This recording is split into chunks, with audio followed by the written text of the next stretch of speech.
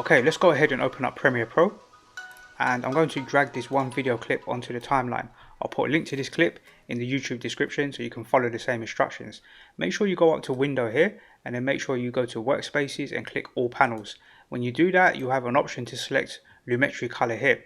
Let's click on that and move across the timeline to where we think is a good place to convert to black and white. The whole video clip will be converted to black and white.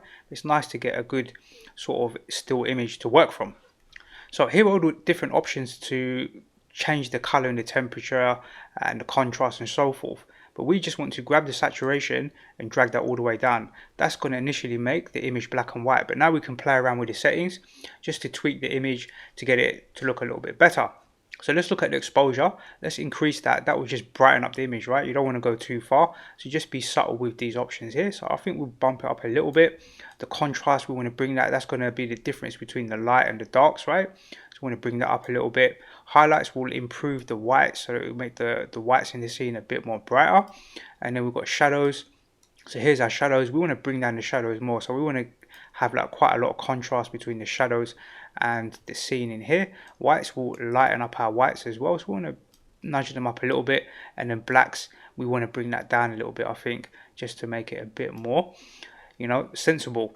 So you can go around and play with the settings. This is like a little black and white version of this video clip. Sometimes it's nice to have a little bit of fun in Photoshop and do something a bit different. You can play around with the color temperatures and the tint. Although there's no color in here, these options still can improve the image. So normally I just bump up the temperature, but if you look carefully, you will see some subtle changes as you play around with these settings.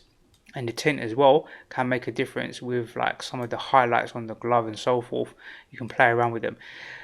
The settings that I've got here may not be necessarily the same settings that you apply, so it's all down to what that last image looks like. And we can just go back on the timeline and let's just give it a little play, and now we can see the black and white version of this particular video clip.